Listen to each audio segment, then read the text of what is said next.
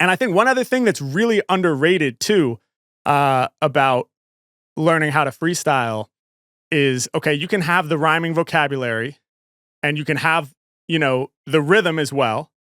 And then you can start to learn about some basic structures. I guess I should say that next. You have to learn about some basic structures, like the rhyming couplet, which is just 2 lines of poetry that end with a rhyme. I've talked about that a bunch.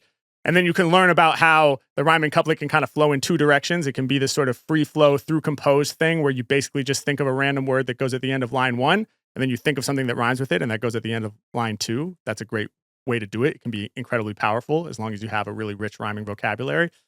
Or it can flow the other direction, which is like what I call setup punchline, where you think of the word that you want to target and you save it for the end of line 2, and you work backwards to come up with a word that rhymes with it at the end of line 1. I've talked about that a whole bunch. We can link to the video too where I go in depth on it, but you can learn some of these basic structures, get familiar with them, so that you have control over where you're placing the rhyme.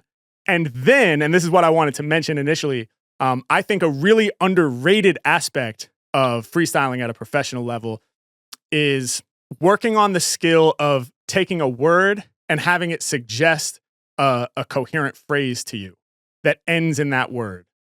So that sounds kind of complicated. What do I mean? Like if the word is coffee, like because I have coffee right here, can you improvise a coherent phrase that makes sense, that fits roughly within 1 measure of music?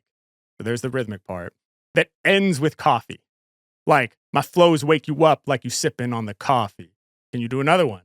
I stay on my grind like the beans for the coffee. Can you do another one?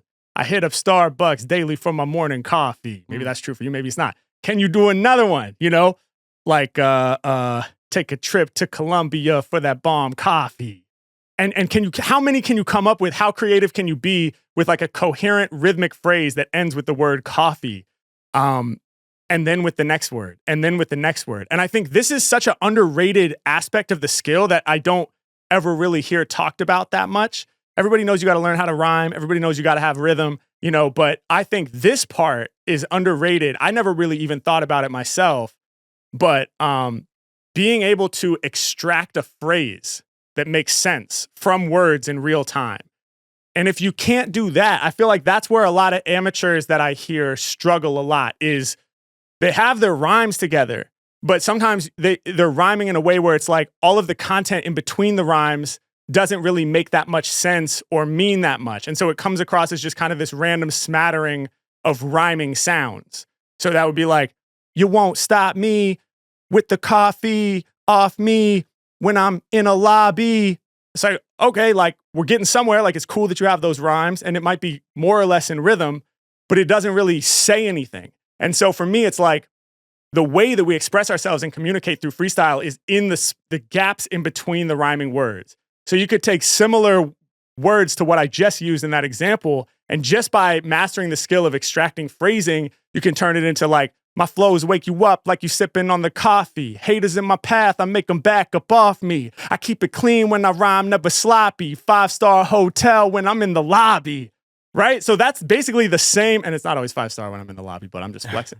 Those are the same basic, well, I don't know if they're exactly the same, but similar to the words that I had from the first example, but it's so much stronger because you're saying something about each and every one of those words.